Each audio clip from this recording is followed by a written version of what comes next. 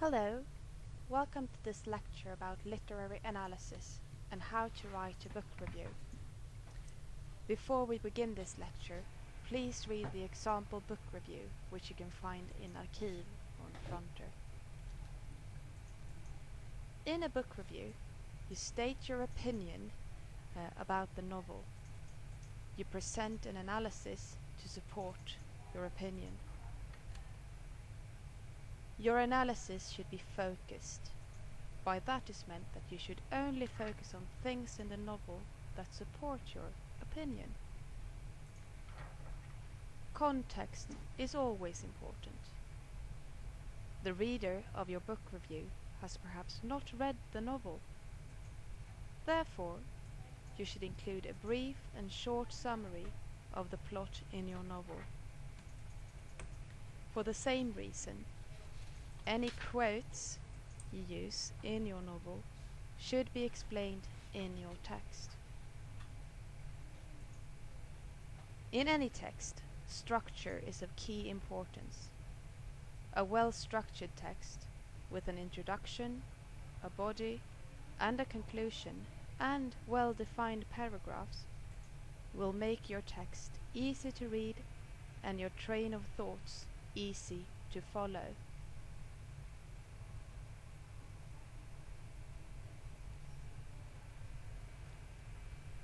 This is the disposition of your book review. The introduction makes up for 25% of your text. The body is 50% of your text, making it the largest part of your book review. The remaining 25% is the conclusion. Now, let's begin with the introduction. The introduction should catch the reader's interest.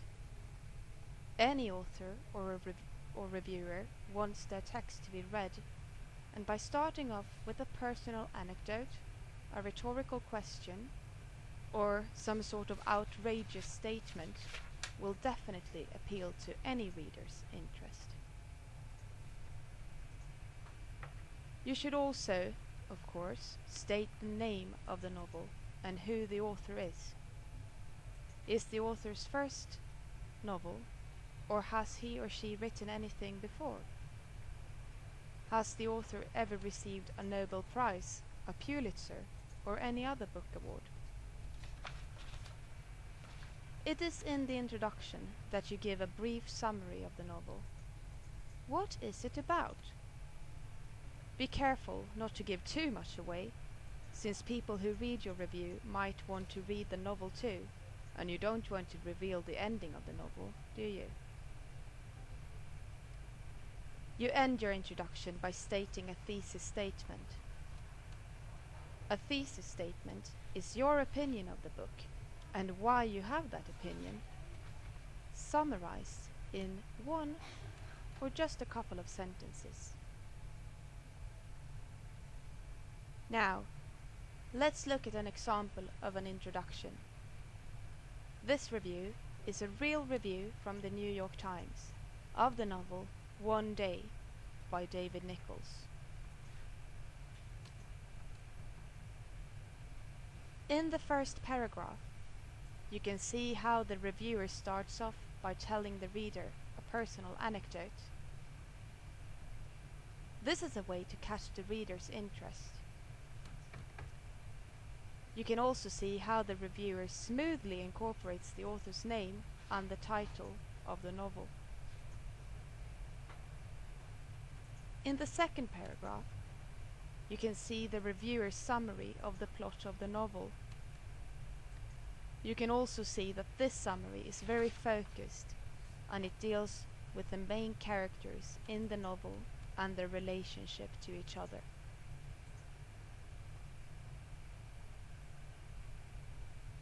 The summary leads to the third paragraph of the introduction, which is the thesis statement. In the thesis statement, it becomes clear what the reviewer thinks about the novel, and what will be the focus of the review. The characters, and the relationship to each other. Jag har också funderat på det, men jag hade inte det, men det brukar ju vara där runt en del.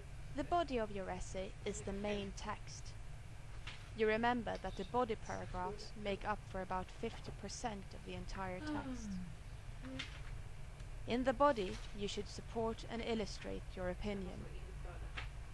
You can do that by giving examples and details, quotations, summaries of passages, and descriptions of characters in the novel. Remember, in a review, it's important that you tell the reader about what you think about the novel, but you also need to prove and support that opinion. Another thing that's important to remember is that you should explain why you have chosen a certain quote or summarized a certain passage. What is this particular quote an illustration of? Let's look at an example of a paragraph from the body. You can see that all the examples from the novel are focused on the characters' differences and characteristic traits. Emma is messy with a cluttered bedroom, and while Emma can imagine Dexter at the age of 40 slightly overweight in a tiny sports car, Dexter sees himself as a subject of magazine articles, but has no ideas or realistic plans for the future.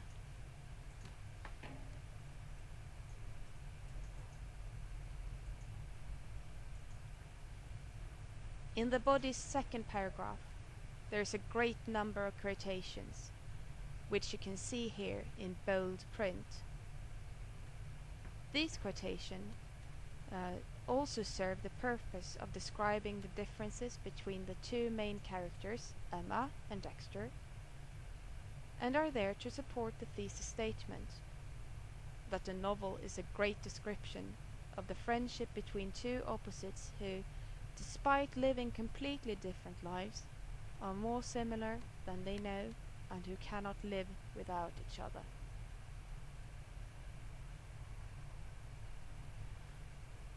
The final paragraph of the body illustrates how you can lay out the review.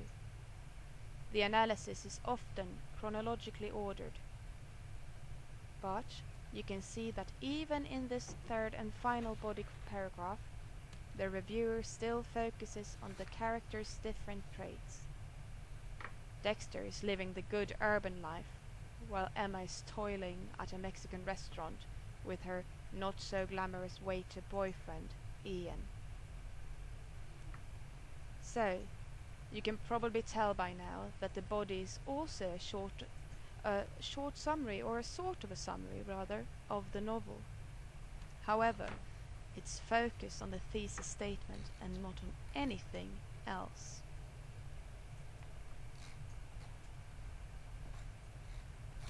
This leads us to the conclusion.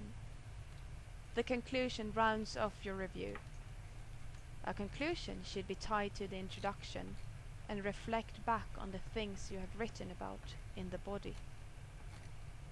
A good way of doing that is to restate your thesis statement and briefly summarize your findings that support your opinion of the novel. Also, remember who you're writing for and that this is a review. Some words of encouragement if you like the novel, or some words of warning if you did not like the novel, might be a good idea to incorporate in your conclusion.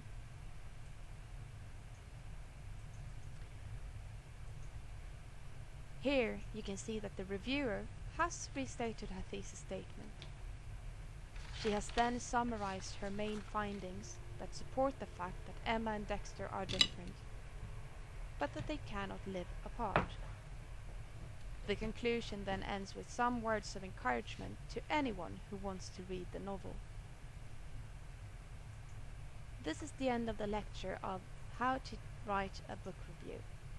Thank you for listening, and if you have any questions, feel free to email me or write on Fronte. See you!